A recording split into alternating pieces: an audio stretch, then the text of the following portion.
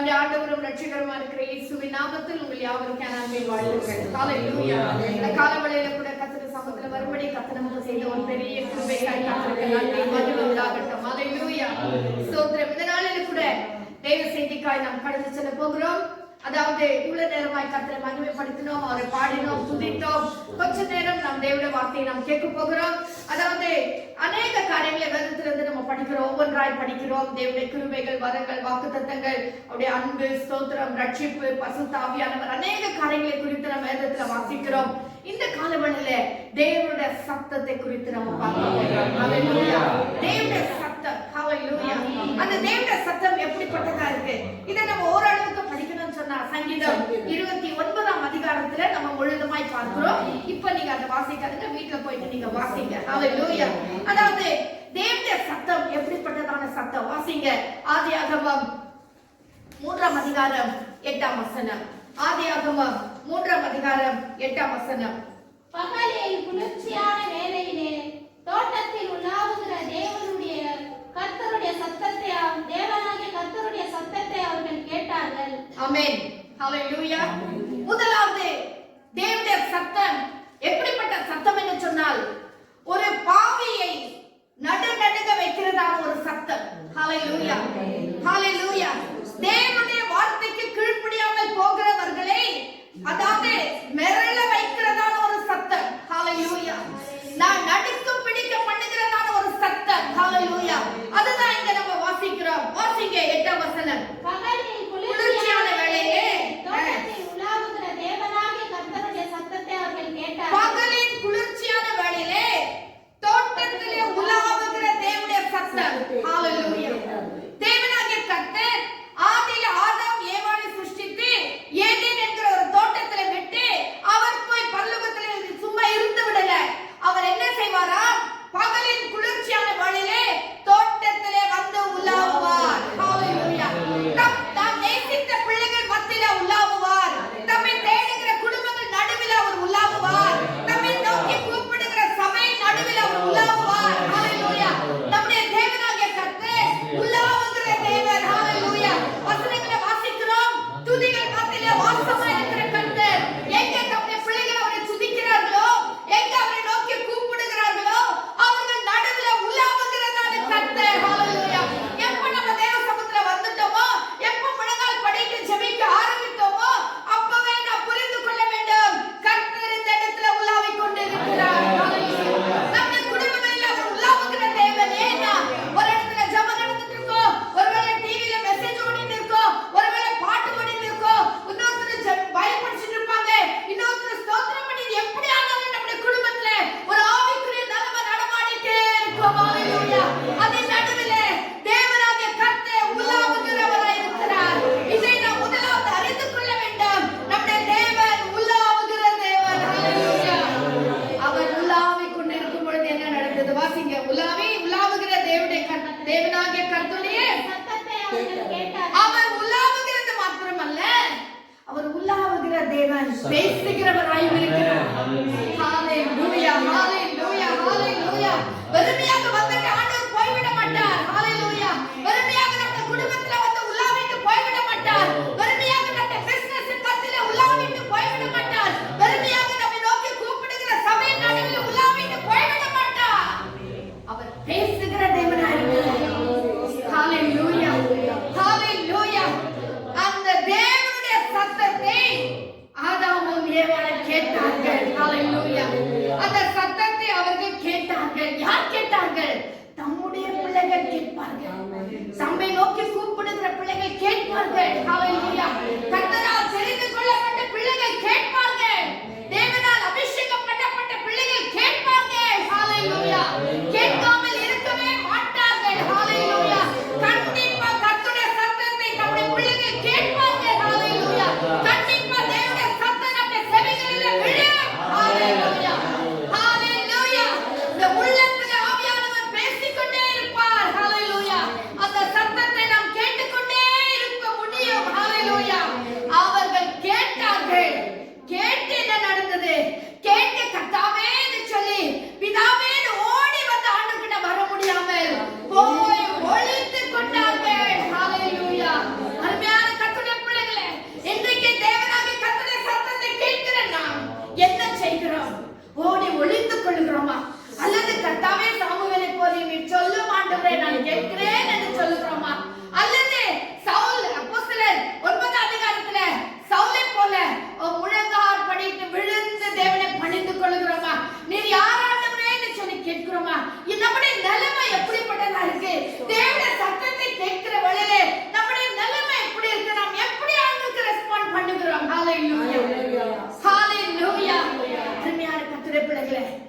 சொல்ல வந்தது என்ன தெரியுமா? நான் சொல்ல வந்தது ஒண்ணே ஒண்ணு. ஆவியானவர் இவ்வளவு காரியங்களை பேசிக் கொண்டிருக்கிறார்.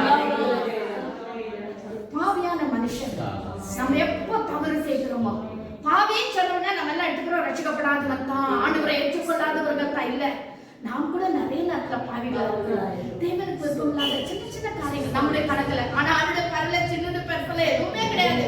பாவம் பாவம் தான். ஹல்லேலூயா. பாவம் தான் என்ன? எப்ப நம்ம ஆண்டவருடைய வார்த்தை கீழ்ப்படியாமல் போகிறோமோ அது எல்லாமே பாவம். ஜெபிக்க வேண்டிய நேரத்துல ஜெபிக்காமல் போனால் அது பாவம். ஹல்லேலூயா. ஜெபிக்க வேண்டிய நேரத்துல வேதத்தை வாசிக்காம, நேரத்தை கொடுக்காம, டிவிக்கு முன்னால மணிக்கணக்கா உட்கார்ந்தா அது பாவம். ஹல்லேலூயா. ஹல்லேலூயா. ஸ்தோத்திரம். கொடுக்க வேண்டிய நேரத்துல கொடுக்காம, கொடுக்கிற வேண்டிய தசமபாகம் காணிக்கை கர்த்தருக்கு கொடுக்காமல் போனா அதுவும் பாவம். எல்லாம் பாவ லிஸ்ட்ல தான் வருது. ஆண்டவர் சொல்றாரு, ஒரு மனுஷன் பாவம் செய்த உடனே அவன் என்ன செய்தானா, தேவனாகிய கர்த்தருடைய சத்தத்துக்கு விலகி தோட்டத்தின் விருட்சங்களுக்குள்ளே ஒளிந்து கொண்டார். தேவனுடைய சத்தத்தை கேட்ட உடனே நம்ம என்ன செய்கிறோம்? விலகி ஓடுறோமா அல்லது தேவனுக்கு முன்பதாக பணிந்து கொள்கிறோமா? ஹல்லேலூயா. கர்த்தருக்கு முன்பதாக நம்ம அர்ப்பணிக்கிறோமா? தேவனுடைய சத்தம், இந்த சத்தத்தை கேட்ட உடனே ஒரு பாவியான மனுஷன் ஆதாம் ஏவாள் எப்போ தேவனுக்கு அவங்க பாவம் செய்தாங்கன்னு சொன்னா அவங்க செய்த ஒரே பாவம் கீழ்ப்படியாமல். அதுதான், வேற எதுவுமே பாவம், வேற எதுவுமே செய்யல.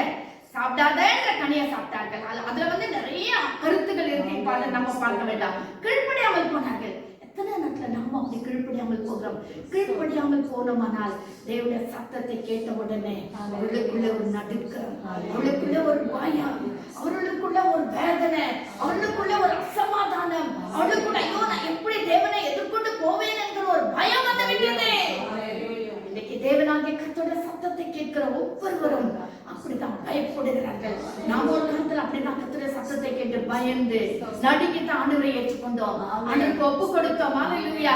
இன்னைக்கு கர்த்தருடைய பிள்ளைகளா இருக்கிறோம். முதலாவதாக கர்த்தருடைய சத்தம் ஒருவரை அதாவது மரண செய்கிறது, நடுங்க செய்கிறது. ஹல்லேலூயா. வாசிங்க யாத்திராகமம் 19ஆம் அதிகாரம். யாத்திராகமம் எக்ஸோடஸ் 19th chapter verse 16 ல இருந்து வாசிங்க. 19ஆம் அதிகாரம் 16ஆம் வசனத்திலிருந்து. 3ஆம் நாள் விடிய காலத்தில் இடி முழக்கங்களும் மின்னல்களும் மலையின் மேல் கார்மேகமும் மகா பலத்த எக்காள சத்தமும் உண்டாயிற்று. பாளையத்திலிருந்து ஜனங்கள் எல்லாரும் நடுங்கினார்கள். அப்பொழுது ஜனங்கள் தேவனுக்கு எதிர்கொண்டு போக மோசே அவர்களை பாளையத்திலிருந்து புறப்பட பண்ணினான்.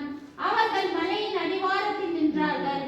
கர்த்தர் சீனாய் மலையின் மேல் அக்கினியில் இறங்கினபடியால் அது முழுவதும் புகைக்காடாய் இருந்தது. அந்த புகை சூளையின் புகையைப் போல எழும்பிற்று. மலை முழுவதும் மிகவும் அதிர்ந்தது. கர்த்தராகிய தேவன் சீனாய் மலையில் இறங்கின உடனே மலை முழுவதும் அதிர்ந்தது. எக்காள சத்தம் வர வர மிகவும் பலமாய் தொனித்தது. மோசே பேசினான். தேவன் அவனுக்கு வாக்கினால் மறுமொழி கொடுத்தார். ஹல்லேலூயா. ஸ்தோத்திரம், ஸ்தோத்திரம். என்ன வாசிக்கிறோம் இங்கே? தேவனுடைய சத்தத்தை கேட்ட உடனே அந்த சத்தம் எப்படி இருந்தது? அந்த சத்தம் எப்படி இருந்ததா? எக்காள சத்தம். எக்காள சத்தம் வர வர மிகவும் பலமாய் தொனித்தது. சோ கர்த்தருடைய சத்தம் எக்காள சத்தம் போன்ற ஒரு பெரிய சத்தம். ஹல்லேலூயா. இந்த சத்தத்தை கேட்ட உடனே ஜனங்கள் எல்லாரும் பயந்து போனார்கள். ஹல்லேலூயா. அப்பொழுது ஜனங்கள் தேவனுக்கு எதிர்கொண்டு போக மோசே அவர்களை பாளையத்திலிருந்து புறப்பட பண்ணினார். அவர்கள் மலையின் அடிவாரத்தில் வந்து நின்றார்கள். கர்த்தர் சீனாய் மலையின் மேல் அக்கினியில் இறங்கினபடியால் அது முழுவதும் புகைக்காடாய் இருந்தது. அந்த புகை சூளையின் புகையை போல எழுப்பிட்டு மலை முழுவதும் மிகவும் அதிர்ந்தது. ஹல்லேலூயா. ஸ்தோத்திரம். விரோத வசனம் வாசிக்கிறோம். கர்த்தர் சீனாய் மலையில் உள்ள கொடுமுடியில் இறங்கின போது கர்த்தர் மோசே மலையின் கொடுமுடியிலே வரவழைத்தார். மோசே ஏறி போனார். அப்பொழுது ஆண்டவர் மோசேயோடு பேசுகிறார். ஹல்லேலூயா. 22ஆம் வசனம். கர்த்தரின் சமூகத்தில் வருகிற ஆசாரியர்களும் கர்த்தர் தங்களுக்குள்ளே சங்காரம் பண்ணாதபடி தங்களை பரிசுத்தப்படுத்திக் கொள்ள வேண்டும் என்றார். ஹல்லேலூயா. இப்போ மோசே அதாவது மோசே மலை மேல் ஏறி தேவ சத்தத்தை கேட்க போறார். ஆனா ஆசாரியர்களும் பரிசுத்தம் பண்ணிக் கொள்ள வேண்டும். தேவனுடைய சத்தம். ஹல்லேலூயா. இரண்டாவதாக வாசிங்க 1 ராஜாக்கள் 19ஆம் அதிகாரம் 12ஆம் வசனம். 1 ராஜாக்கள் 19ஆம் அதிகாரம் 12 First Kings 19th chapter 12th verse. First Kings 19th chapter 12th verse. 1 ராஜாக்கள் 19ஆம் அதிகாரம் 12ஆம் வசனம். நமக்கு எல்லாருக்கும் பூமி அதிர்ச்சிக்கு பின் அக்கினி உண்டாயிற்று. அக்கினியிலும் கர்த்தர் இருக்கவில்லை. அக்கினிக்கு பின் அமர்ந்த மெல்லிய சத்தம் உண்டாயிற்று. ஆமென். ஸ்தோத்திரம். இங்கே நம்ம வாசித்ததான இந்த வசனத்திலே என்ன வாசிக்கிறோம் என்று சொன்னால், அக்கினிக்கு பின் ஒரு மெல்லிய சத்தம் உண்டாயிற்று. இந்த மெல்லிய சத்தம் ஒரு கர்த்தருடைய பிள்ளைகளுக்காக கர்த்தர் பேசுகிற ஒரு சத்தம். ஹalleluya. இடி முழக்கம் போல சத்தம் வந்தது, எக்கால சத்தம் போல சத்தம் வந்தது. அந்த சத்தத்தை கேட்ட உடனே ஆதாம் ஏவாள் பயந்து போய் ஒளிந்து கொண்டார்கள். ஏன்? ஒருவேளை அந்த சத்தம் அவ்வளவு பயங்கரமா இருந்திருக்குமோ என்னவோ தெரியல, சொல்லல. ஆனா இங்க நம்ம வாசிக்கும் போது எலியா, யார் அவர்? எலியா தீர்க்கதரிசி, அதை எசபேலுக்காக பயந்து ஒரு கெபிக்குள்ள போய் ஒளிந்து கொண்டு இருக்கும் பொழுது கர்த்தர் எலியாவோடு பேச ஆரம்பிக்கிறார். ஹalleluya, ஹalleluya. என்ன வாசிக்கிறோம்? ஸ்தோத்திரம். எலியா அதை கேட்டபோது தன் சால்வையினால் தன் முகத்தை மூடிக்கொண்டு வெளியே வந்து 11ஆம் வசனத்திலிருந்து வாசிக்கிறீங்களா? அப்பொழுது அவர், நீ வெளியே வந்து கர்த்தருக்கு முன்பாக பர்வதத்தில் நில் என்றார். அப்பொழுது இதோ கர்த்தர் கடந்து போனார். கர்த்தருக்கு முன்பாக பர்வதங்களை பிளக்கிறதும் கண்மலைகளை உடைக்கிறதுமான பலத்த பெருங்காற்று உண்டாயிற்று. ஆனாலும் அந்த காற்றிலே கர்த்தர் இருக்கவில்லை. காற்றிற்கு பின் பூமி அதிர்ச்சி உண்டாயிற்று. பூமி அதிர்ச்சியிலும் கர்த்தர் இருக்கவில்லை. பூமி அதிர்ச்சிக்கு பின் அக்கினி உண்டாயிற்று. அக்கினியிலும் கர்த்தர் இருக்கவில்லை. அக்கினிக்கு பின் அமர்ந்த மெல்லிய சத்தம் உண்டாயிற்று. அதை எலியா கேட்டபோது தன் சால்வையினால் தன் முகத்தை மூடிக்கொண்டு வெளியே வந்து, இது ஒரு கர்த்தருடைய பிள்ளையை குறித்ததான ஒரு வசனம். ஹalleluya. ஒரு கர்த்தருடைய பிள்ளை, அபிஷேகம் பண்ணப்பட்டதான கர்த்தருடைய பிள்ளை, அல்லது ஒரு குறிப்பாக ஒரு காரியத்துக்காக தெரிந்த மிஷன், இந்த காரியத்தை செய்ய வேண்டும் என்று கர்த்தர் நாம் தெரிந்து கொண்டதான கர்த்தருடைய பிள்ளைகள், அல்லது ஒரு தீர்க்கதரிசி, அல்லது ஒரு ஊழியக்காரர், அல்லது ஒரு பாஸ்டர், அல்லது ஒரு எப்படி சொல்றது, ஒரு பிஷப், யாரா இருந்தாலும் சரி, ஒரு கர்த்தருடைய பிள்ளை கிட்ட கர்த்தர் பேசும் பொழுது ஹalleluya. எலியா கிட்ட கர்த்தர் பேச, எலியா தவறு செய்துட்டாரு. எலியா எசபேலுக்கு பயந்து போய் ஒளிந்து கொள்ளுகிறான். ஆனா ஆண்டவர் எலியா கிட்ட பேசும்போது எப்படி பேசாரு? என்ன முதலாவது என்ன வசனம்? அதாவது கர்த்தருக்கு முன்பதாக நில் என்றார். இப்போ கர்த்தருக்கு முன்பதாக தேவ பர்வதத்துல வந்து எலியா நிக்கிறாரு, தேவ பிரசன்னத்துல வந்து நிக்கிறாரு. அப்பொழுது கர்த்தர், இதோ கர்த்தர் கடந்து போனார். கர்த்தருக்கு முன்பதாக பர்வதங்கள் பிளக்கிறதும் கண்மலைகள் உடைக்கிறதுமான ஒரு பெரிய சத்தம். கண்மலைகள் பிளந்தா எப்படி இருக்கும்? மரங்கள் பிளந்தா எப்படி இருக்கும்? எவ்வளவு பெரிய சத்தம் வரும். அதுல எல்லாம் கர்த்தர் பேசவில்லை. அப்போ கர்த்தருடைய பிள்ளைகளிடத்துல கர்த்தர் என்ன அழகா பேசுறாரு பாருங்க. கர்த்தருடைய பிள்ளைகளிடத்துல கர்த்தர் கோபமா பேச மாட்டார். பெரிய பயங்கரமான சத்தத்தோட கர்த்தர் பேச மாட்டார். தம்முடைய பிள்ளைகளை கர்த்தர் அரவணைக்கிற விதத்துல, தம்முடைய பிள்ளைகளை நேசிக்கிற விதத்துல, தம்முடைய பிள்ளைகளை திருத்துகிற விதத்துல, ஹalleluya. நல்ல ஒரு நேசிக்கிற ஒரு தகப்பன் என்ன செய்வார்? ஒரு பிள்ளை தவறு செஞ்சாக்கா, ஏன்டா அப்படி பண்ண அப்படின்னு சொல்லி அடி அடிச்சு கர்த்தர் சத்தம் போட்டு பண்ண மாட்டாரு. நல்ல நல்ல புத்திசாலியான ஒரு தகப்பன் என்ன செய்வார் தெரியுமா? அந்த பிள்ளை பக்கத்துல உட்கார்ந்து வச்சுக்கிறேன், அப்பா நீங்க பண்ணது சரியில்லைப்பா, நீ இப்படி பண்ணக்கூடாதா இருந்துச்சுப்பா, நீ ஏன்பா இப்படி பண்ண, நீ ஏன்பா இப்படி தவறு பண்ணிட்ட, நீ இப்படி பண்ணக்கூடாதா இருந்துச்சு அப்படின்னு சொல்லி பக்கத்துல உட்கார வச்சு அழகா புத்தி சொல்லுவா, அழகாய் பேசுவா. ஹalleluya. இதெல்லாம் ஆண்டவர் நமக்கு காட்டி இருக்கிறார். ஹalleluya. ஆண்டவர் எலியா கிட்ட போயிட்டு, எலியா என்ன நீ இப்படி உட்கார்ந்துக்கிற, நான் எதுக்காக உன்னை அனுப்புனேன், உனக்கு அவ்வளவு கூட தெரியலையா, நீ தீர்க்கதரிசியாச்சே, நீ இவ்வளவு கூட என்ன புரிஞ்சிக்கலையா, அப்படி இப்படின்னு கர்த்தர் பேசாதபடிக்கு எலியாவோடு மெல்லிய சத்தத்தோடு பேசுகிறார். பூமி அதிர்ச்சி வந்துச்சு. ஹalleluya. அதுல கர்த்தர் பேசல. அக்கினி வந்துச்சு. அதுல கர்த்தர் பேசல. ஆண்டவர் தம்முடைய பிள்ளைகளோடு பேசும் பொழுது மெல்லிய சத்தத்தோடு கர்த்தர் பேசுகிறார். ஹalleluya. அந்த மெல்லிய சத்தத்தை கேட்பதற்கே நமக்கு இனிமையா இருக்கும். ஹalleluya. நிறைய நேரத்துல ஃபாஸ்டிங் பிரேயர்ல கூட நான் தேவனுடைய சத்தத்தை கேட்டேன். நிறைய பேர் சாட்சியெல்லாம் சொல்லிருக்கீங்க. ஆண்டவர் உங்களோட பேசுகிறது. ஒரு மெல்லிய சத்தத்தோடு கூட கர்த்தர் பேசுவார். குறிப்பா கர்த்தருடைய பிள்ளைகளுக்காக. ஹalleluya. கர்த்தரால் தெரிந்து கொள்ளப்பட்ட பிள்ளைகளுக்காக கர்த்தர் ரொம்ப அழகா மெல்லிய சத்தத்தோடு கூட பேசுகிறவராய் இருக்கிறார். வாசிங்க சங்கீதம் 29ஆம் அதிகாரம் 4ஆம் வசனம்.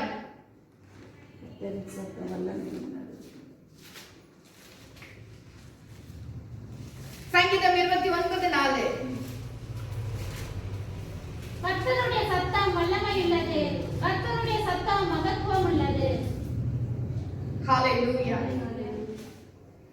இன்னொரு காரியத்தை இந்த எலியாவின் விஷயத்துல கர்த்தருடைய சத்தம் எப்படி உள்ளது? வல்லமை உள்ளது. கர்த்தருடைய சத்தம் மகத்துவம் உள்ளது. ஹalleluya. இங்கே இன்னொரு காரியத்தை நான் சொல்ல விரும்புறேன். அதாவது 1 ராஜாக்கள் 19ஆம் அதிகாரம் 5ஆம் வசனத்துல என்ன வாசிக்கிறோம்? ஒரு சூரிய செடியின் கீழ் படுத்துக்கொண்டு நித்திரை பண்ணினான். அப்பொழுது ஒரு தூதன் அவனை தட்டி எழுப்பி, எழுந்திருந்து போஜனம் பண்ணு என்றான். இங்க 3 இடத்துல இல்லீங்களா? ஒண்ணு திரும்ப ஒரு வாட்டி வந்து சொல்றார், எழுந்திருந்து போஜனம் பண்ணும் என்றார். அவன் என்ன சொல்றான்? சாப்பிட்டுட்டு திரும்ப படுத்துக்கொண்டான்.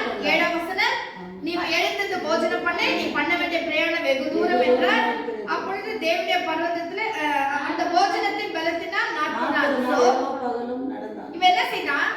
முதலாவது அனுப்பும் போது கர்த்தர் ஒரு தூதனை அனுப்பி சொல்றாரு, அப்பா நீ எழுந்துரு, உனக்கு நான் போஜனம் வச்சிருக்கேன், எழுந்து சாப்பிட்டுரு. அப்படி சாப்பிட்டுட்டு கிளம்புன்னு சொன்னா இவர் சாப்பிட்டுட்டு திருப்பி படுத்தினாரு. திருப்பி என்ன பண்றாரு? எழுப்பிட்டு, அப்பா நீ இதோடு நீ முடியாது, நீ போக வேண்டிய தூரம் வெகு தூரமா இருக்க, எழுந்துன்னு சொல்லும் போது இது 2 வாட்டி தேவதூதன் சொல்லி பார்த்தாரு. 3வது வரும்பொழுது ஆண்டவரே பேச ஆரம்பிக்கிறார். அதான் நான் சொல்ல வரேன். 3வது முறையாக கர்த்தரே பேசுகிறார். ஹalleluya. தூதனை இல்ல, ஆவியானவரே பேசுவார். தேவனாகிய கர்த்தரே பேசுவார். நம்மோடு அவரே இடைப்படுவார். ஹalleluya. ஹalleluya. ஸ்தோத்திரம். 13ஆம் வசனத்துல வாசிங்க. ஓகே, இப்போ வாசிங்க. ஏசாயா 30ஆம் அதிகாரம் 30ஆம் வசனம். ஏசாயா 30ஆம் அதிகாரம் 30ஆம் வசனம். கர்த்தர் மகத்துவமானவர், தமது சத்தத்தை கேட்க பண்ணி உக்கிர கோபத்தினாலும் பட்சிக்கிற அக்னி ஜுவாலையினாலும் இடி பெருவெள்ளம் கல்மழையினாலும் தமது புயத்தின் வல்லமையை காண்பிப்பார். அதாவது நம்முடைய பிள்ளைகளுக்கு அவனுடைய சத்தம் எப்படிப்பட்டதுன்னு காட்டணும்னு அவர் பேசுறாரு. அவனோட சத்தத்தை காட்ட விரும்புகிறார். நான் யார் தெரியுமா? நான் எப்படி மகத்துவம் உள்ளவர் தெரியுமா? சங்கீதத்துல வாசித்தோம், அவர் வல்லமை, அவருடைய சத்தம் வல்லமை உள்ளதும் மகத்துவம் உள்ளதுமா இருக்கிறது. இங்க ஏசாயால என்ன வாசிக்கிறோம்? மகத்துவமானவர், மகத்துவமானவர் தமது சத்தத்தை கேட்க பண்ணி, தம்முடைய சத்தத்தை கேட்க பண்ணி உக்கிர கோபத்தினாலும் பட்சிக்கிற அக்னி ஜுவாலையினாலும் இடி பெருவெள்ளம் கல்மழையினாலும் தமது புயத்தின் வல்லமையை காண்பிப்பார். தம்முடைய பிள்ளைகள் இன்னும் அவரை பற்றி கொள்ளும்படியாய், தம்முடைய பிள்ளைகள் இன்னும் அவரை தேடும்படியாய், தம்முடைய பிள்ளைகள் இன்னும் அவரை அண்டிக் கொள்ளும்படியாய் வெள்ளிய சத்தத்தினால் தான் பேசுறாரு. ஆனா அவருடைய வல்லமை விளங்க பண்ணும்படியாக கர்த்தர் இப்படிப்பட்ட காரியங்கள் எல்லாம் நமக்கு காட்டி, பார் நான் யார் தெரியுமா? நான் வல்லமுள்ள தேவன், உன்னை ரட்சித்த தேவன், நான் வல்லமை உள்ளவர். ஹalleluya. நான் மகத்துவம் உள்ளவர் என்பதை நம்முடைய விசுவாசத்தை வர்த்திக்க பண்ணும்படியாக கர்த்தர் இந்த காரியங்களை செய்கிறார். ஹalleluya. ஹalleluya. அடுத்ததா வாசிங்க. மத்தேயு 17ஆம் அதிகாரம் 5ஆம் வசனம். 17ஆம் அதிகாரம் 5ஆம் வசனம். மத்தேயு 17:5. Matthew 17:5.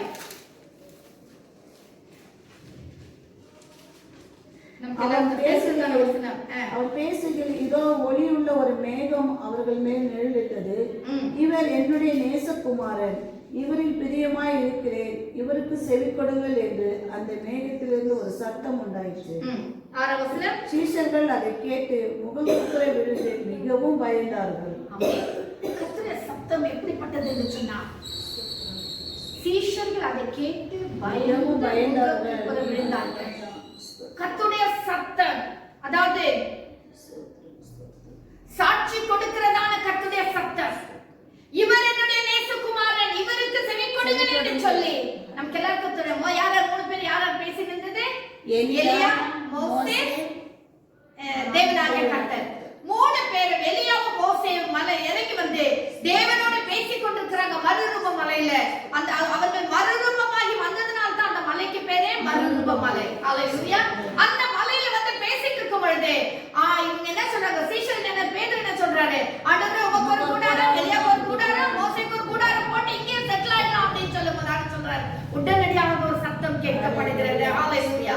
இவர் என்னுடைய நேசகுமாரன், இவரில் நான் பிரியமா இருக்கிறேன், இவருக்கு செவி கொடுங்கள் என்று சொல்லி உடனே தேவதூதன் சொல்றதை பார்க்க முடியும்.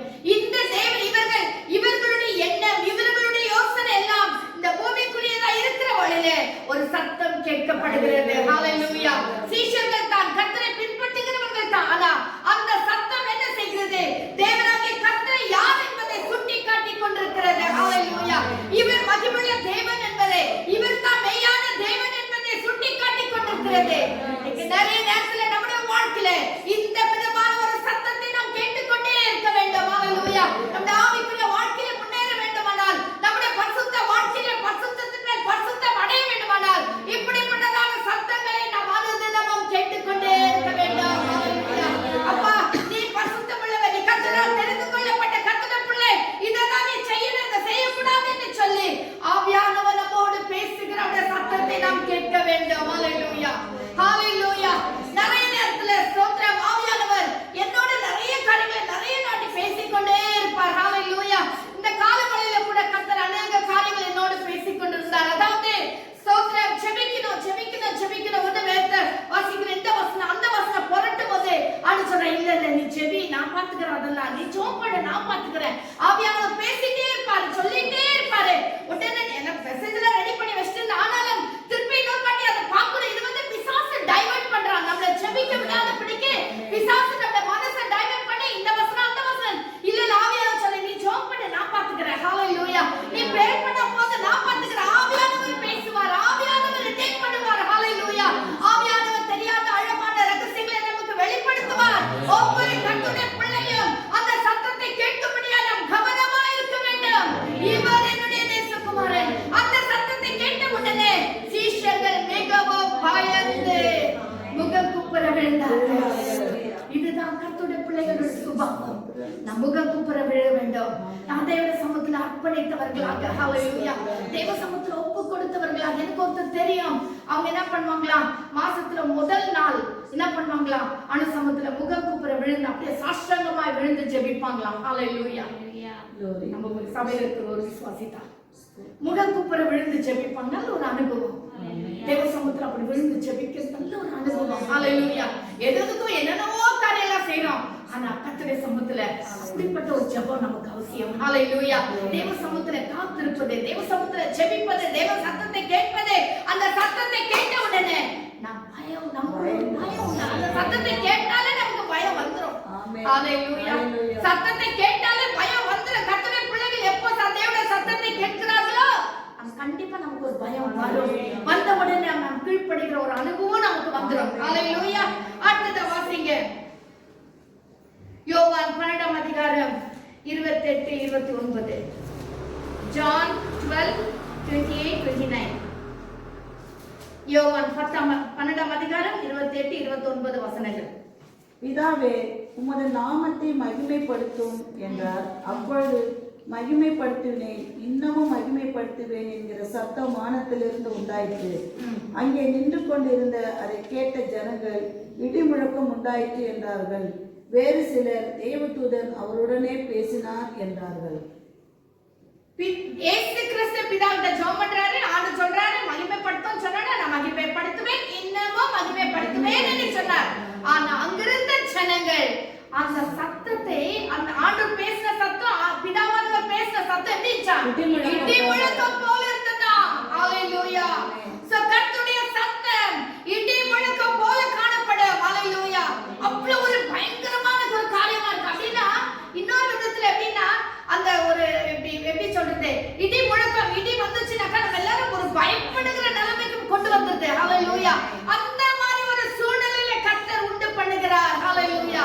ஆனா ஜனங்கள் அதை தப்பாய் புரிந்து கொண்டார்கள். நிறைய நேரத்துல கர்த்தருடைய பிள்ளைகளா இருக்கிற நாம் ஆவியானவர் நம்மோடு பேசும் பொழுது அதை தவறாய் புரிந்து கொள்கிறோம், தப்பான எண்ணம் கொள்கிறோம், தப்பாய் புரிந்து கொள்கிறோம். ஹalleluya. இந்த மாதிரி நாம் தப்பான எண்ணம் கொள்ளக்கூடாது. கர்த்தர் செய்தியின் மூலமாய் பேசுவார், ஜெபிக்கும் பொழுது பேசுவார். போன வாரம் ஜெபத்தை குறித்து நம்ம கேட்டோம். ஜெபம் ஜெபம் ஜெபம், அந்த ஜெபத்தில் இருக்கும் பொழுது நிச்சயமாய் கர்த்தர் பேசுவார், நம்மோடு இடைப்படுவார். ஹalleluya. தேவ சமூகத்திலே காத்திருக்கும் போது கண்டிப்பா ஆவியானவர் நம்மோடு இடைப்படுவார். ஹalleluya. நம்ம என்ன செய்கிறோம்? நாம் ஆண்டவர் கேட்கிற சத்தத்தை கேட்கிறதுக்கு நமக்கு இஷ்டம் கிடையாது, டைம் இல்ல. நாமே மடமட மடமட மட எல்லாத்தையும் பேசிட்டோம்னா சொல்லிட்டோம்னாக்கா நம்ம வேலை முடிஞ்சிச்சு, ஜெபம் முடிஞ்சிச்சு. ஆக்சுவலா பாஸ்டர் சொன்ன ஒரு காரியத்துல இருந்து என்னன்னா, நம்ம என்ன செய்கிறோம், காலையில எழுந்த உடனே ஒரு 5 மணிக்கோ 4 மணிக்கோ நம்ம ஜெப நேரம் இருக்கும், இல்ல எப்பவோ அந்த ஜெபம் முடிச்ச உடனே அப்ப முடிஞ்சிச்சு, ஜெபம் முடிஞ்சிச்சு அப்படின்னு சொல்லிட்டு நம்ம என்ன செய்யறோம், ಫ್ರೀ ಆಯ್ತು.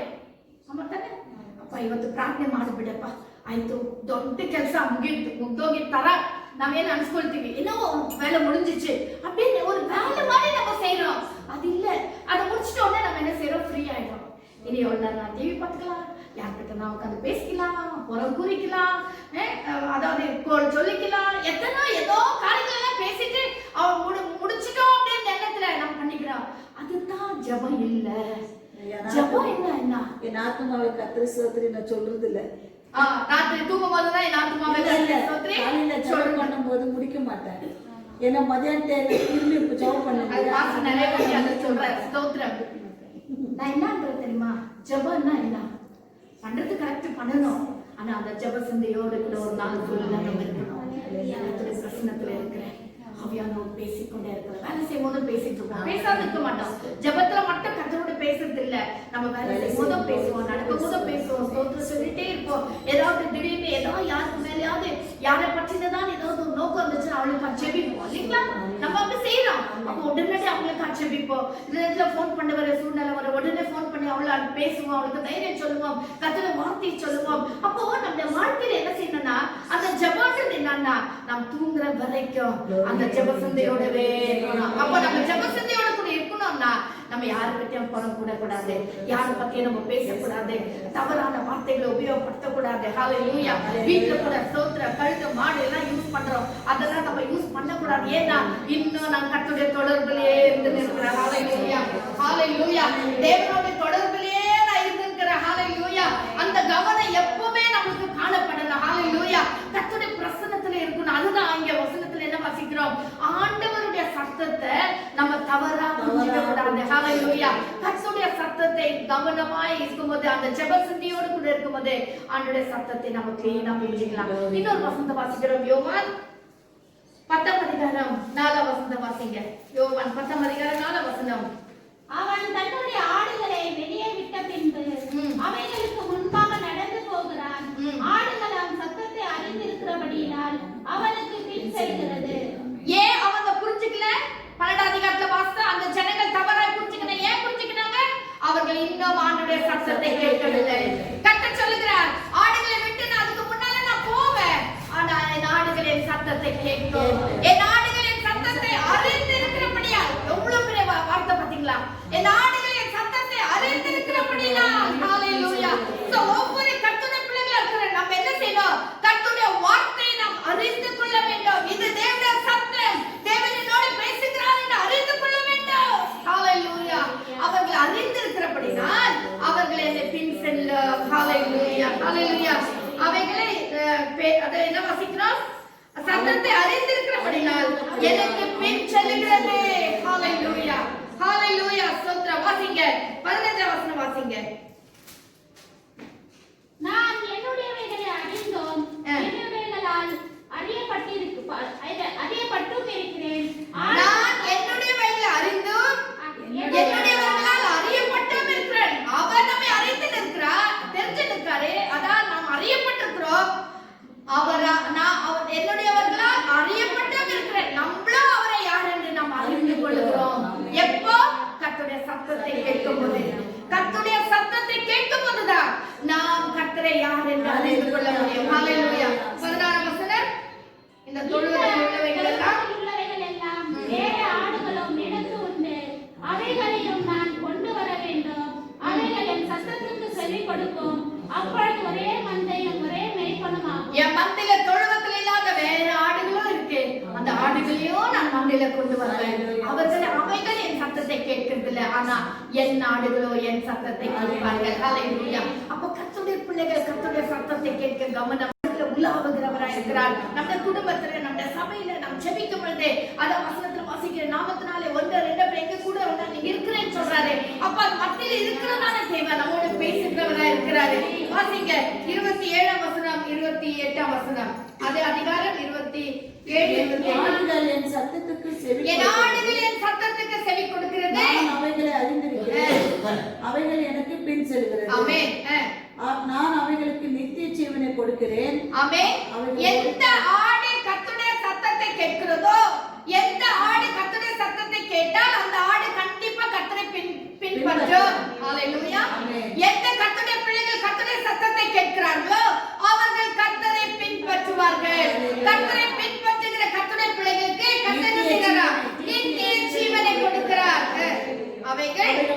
காலம் கெட்டு போவது அவைகள் ஒரு காலம் கெட்டு போவதில்லை. கர்த்தருடைய சத்தத்தை கேட்கிற கர்த்தருடைய பிள்ளைகள் ஒரு காலம் கெட்டு போவதில்லை. ஹalleluya ஹalleluya ஹalleluya. ஒரு விசுவாசி கர்த்தருடைய சத்தத்தை கேட்பாரானால் அவர்கள் ஒரு காலம் கெட்டு போக மாட்டார். ஹalleluya. பாருங்க, ஒருவனே அவர்களை என் கையில் இருந்து பறித்து ஆமா ஹalleluya. என்ன ஒரு அருமையான வசனம் பாருங்க. ஸ்தோத்திரம். நாம் கர்த்தருடைய சத்தத்தை கேட்டால் நாம் அவரை பின் செல்வோம். பின் சென்றால் நமக்கு நித்திய ஜீவன் உண்டு. நித்திய ஜீவனை தருகிற தேவன் ஒருவரும் அவருடைய கரத்திலிருந்து நம்மை பறித்துக் கொள்ள முடியாது. அப்படின்னா என்ன அர்த்தம்? நாம் ஒவ்வொருவரும் கர்த்தருடைய கரத்தில் இருக்கிறோம். ஹalleluya. வசனத்தை வாசிக்கிறீங்களா? அவர் நம்ம உள்ளங்கரத்துல வரைந்து வைத்திருக்கிறார். We are in his control. Hallelujah hallelujah. அவருடைய கண்ட்ரோல்ல தான் நம்ம இருக்கிறோம். அப்படி நம்ம இருந்தா நம்ம யாரும் பறித்துக் கொள்ள முடியாது. நம்ம யாரும் பிரிக்க முடியாது. நம்மை சத்ருவனோடு கூட நம்ம எதையுமே செய்ய முடியாது. Hallelujah. யோபு எவ்வளவு பிரச்சனை வந்துச்சு. குடும்பம், பிள்ளைகள், ஆஸ்தி, பாஸ்தி, சொத்து, ஆடு மாடுகள், வேலைகள் எல்லாம் போயிட்டாங்க. அவனுடைய சரீரத்திலும் வியாதி பிரச்சனை. ஆனாலும் அவனை ஒரு நாள் பிரிக்கவே முடியல. ஹalleluya. பவுல் அப்போஸ்தலன் அது கூட அதான் சொல்றாரு. வியாதியோ, பிரச்சனையோ, வறுமையோ, எந்த போராட்டம் வந்தாலும் அதாவது நம்மை பிரிக்க மாட்டாது என்று தேவனுடைய அன்பிலிருந்து என்னை பிரிப்பவன் யார்? ஹalleluya. பவுல் அப்போஸ்தலன் கர்த்தருடைய கரத்தில் இருக்கிறார். கர்த்தருடைய கரத்தில் இருக்கிறார். அவர் தேவனுடைய சத்தத்தை கேட்கிறவராய் இருக்கிறார். ஹalleluya. சோ ஒரு கர்த்தருடைய சத்தத்தை கேட்கிற கர்த்தருடைய பிள்ளைகள் ஒரு நாளும் அவருடைய கரத்திலிருந்து பின்வாங்கி போக மாட்டார்கள். நம்ம புரிஞ்சு கொள்கிற மாதிரி சொல்லணும்னா பின்வாங்கி போக மாட்டார்கள். கர்த்தரை விட்டு தூரமாய் போக மாட்டார்கள். சபையை விட்டு தூரமாய் போக மாட்டார்கள். கர்த்தருடைய சத்தத்தை விட்டு தூரமாய் போக மாட்டார்கள். ஹalleluya. நல்லா நீங்க புரிஞ்சுக்கோங்க. இன்னைக்கு சபைக்கு ஒருத்தர் வரலன்னா கண்டிப்பா அவங்க தேவ பிரசன்னத்திலிருந்து தூரமாய் போயிட்டு இருப்பாங்க. ஹalleluya. ஆனபடினால் தான் அவங்க கர்த்தருடைய சத்தத்தை கேட்காம இருக்கிறபடினால் தான் இன்னைக்கு சபைக்கு வரல. இன்னைக்கு தேவனுடைய வார்த்தை கேட்க அவங்களுக்கு மனம் இல்ல. ஹalleluya. தேவனுடைய பிள்ளைகள் தேவனுடைய சத்தத்தை கேட்க கவனமாய் இருக்க வேண்டும். ஹalleluya. வாசிங்க தானியேலின் புத்தகம் 10ஆம் அதிகாரம் 9ஆம் வசனம் 10ஆம் வசனம். Daniel chapter 10 verse 9 and 10. அவருடைய வார்த்தைகளின் சத்தத்தை கேட்டேன். அவருடைய வார்த்தைகளின் சத்தத்தை நான் கேட்கும்போது நான் முகம் கவிழ்ந்து நித்திரை போகிறவனாய் தரையிலே முகம் குப்புற விழுந்து கிடந்தேன். ஒருவன் கை என்னை தொட்டு என் முழங்கால்களும் என் கைகளும் தரையை ஊன்றி இருக்க என்னை தூக்கி வைத்தது. அதாவது தானியேல் தேவனுடைய சத்தத்தை கேட்ட உடனே என்ன ஆனாருன்னு இப்ப நம்ம வாசித்தோம். ஏன் அப்படின்னா வாசிங்க 4ஆம் வசனம். முதலாம் மாதம் 24ஆம் தேதியிலே நான் இதேக்கல் என்னும் பெரிய ஆற்றக்கரையில் இருந்து அதாவது முதலாம் மாதம் 24ஆம் தேதியிலே இந்த தானியேல் இதேக்கேல் என்ன ஒரு பெரிய ஆற்றங்கரையில இதேக்கேல் என்ன ரிவர் ஆறு ஓடிட்டு இருக்க அந்த ஆற்றங்கரையில உட்கார்ந்து தானியேல் ஜெபிக்கிற வேளையிலே அவர் 5ஆம் வசனத்திலே கண்களை ஏறெடுக்கையில் ஒரு தரிசனத்தை பார்க்கிறார். ஹalleluya. ஒரு தரிசனத்தை பார்க்கிறார்.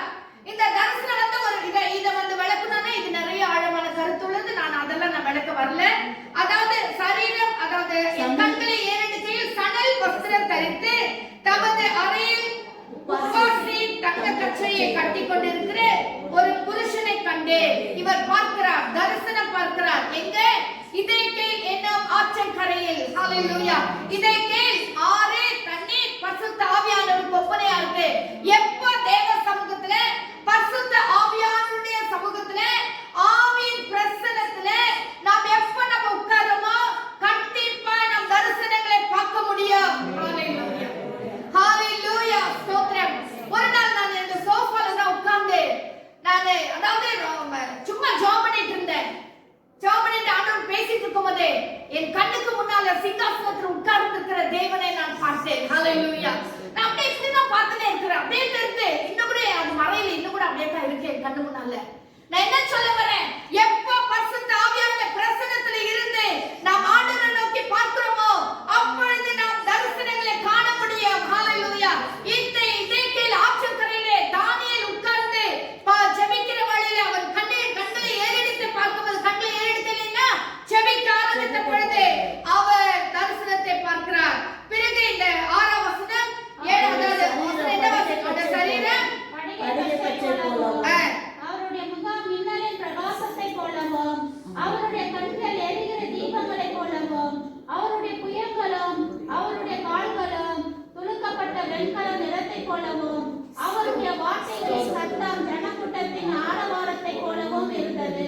ஆமென். ஹalleluya.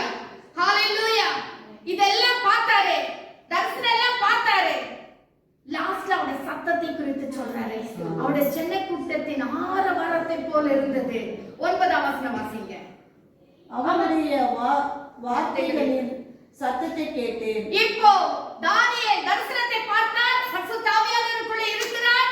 இப்போ ஆற்றங்கரையில தான் இருக்கிறார். தேவ பிரசன்னத்துல இருக்கிறார். தரிசனத்தை பார்க்கிற இந்த தரிசனம் வந்து பெரிய ஒரு தரிசனம். தேவனாகிய கர்த்தர் யார் என்பதை அவர் முழுதுமாய் கர்த்தர் காட்டினார். ஆனால் அந்த சத்தத்தை கேட்ட பொழுது இன்னைக்கு நம்ம படிக்கிற பாடம் என்ன? தேவனுடைய சத்தம். தானியேல் அந்த சத்தத்தை கேட்ட பொழுது என்ன ஆனாருன்னு பாருங்க. கேட்டேன், வார்த்தைகளின் சத்தத்தை கேட்டேன். அவருடைய வார்த்தையின் சத்தத்தை நான் கேட்டேன். அவருடைய வார்த்தையின் சத்தத்தை கேட்கும் பொழுது ஹalleluya. ஒவ்வொரு கர்த்தருடைய பிள்ளையுடைய வாழ்க்கையில நடக்கிற சம்பவம் இதுதான். கர்த்தருடைய வார்த்தையின் சத்தத்தை நாம் கேட்கும் பொழுது ஹalleluya. ஹalleluya. முகங்குப்புற விழுந்து தூங்குகிறவனா போல மாறிவிட்டாரா? ஹalleluya. விழுந்து கிடந்தேன். என்னவா? சத்தத்தை நான் கேட்கும்போது நான் முகம் கவிழ்ந்து நித்திரை போகிறவனாய் தரையிலே முகங்குப்புற விழுந்து கிடந்தேன். ஹalleluya. ஹalleluya. கர்த்தருடைய வார்த்தையின் சத்தத்தை கேட்டீங்களா? கர்த்தருடைய வார்த்தையின் சத்தத்துடைய மகிமையை பார்த்தீங்களா?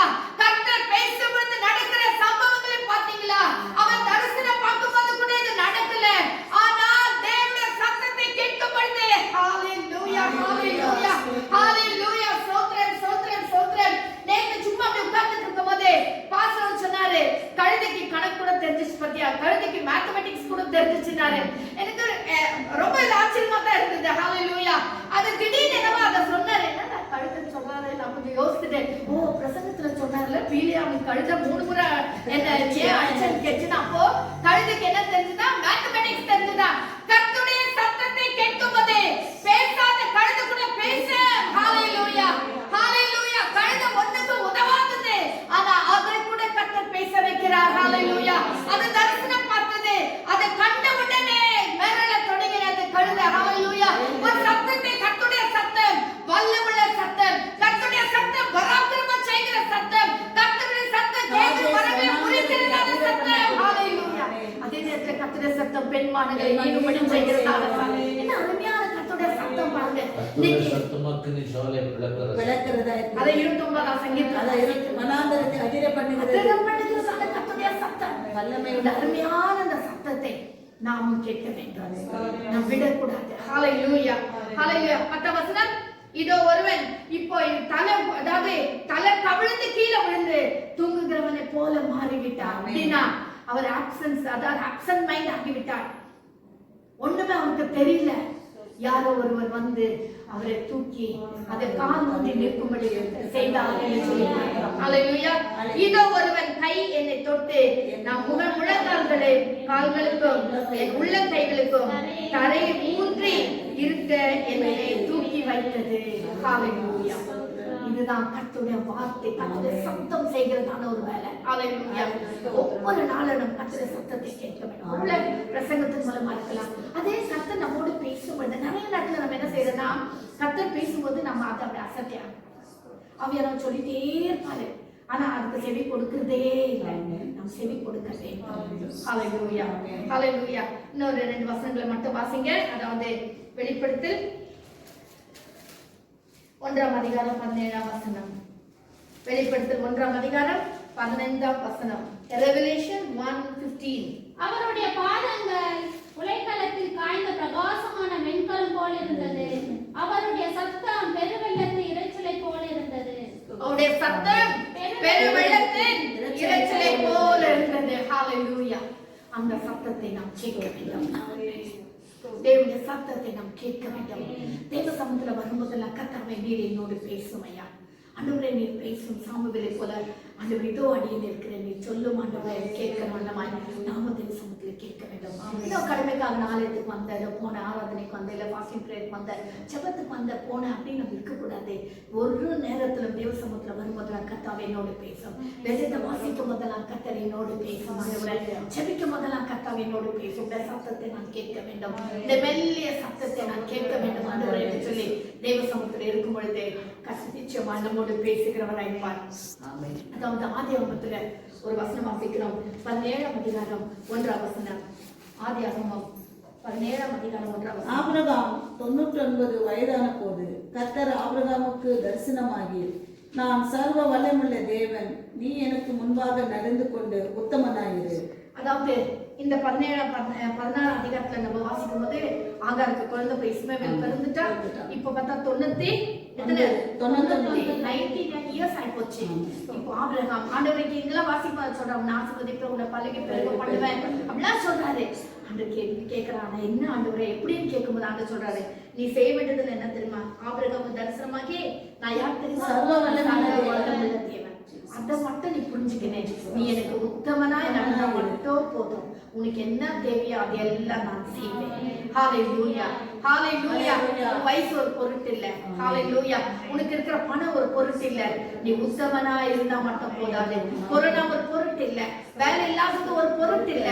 ஆனா நீ உத்தமனாய் நடந்து கொண்டா மட்டும் போதும்.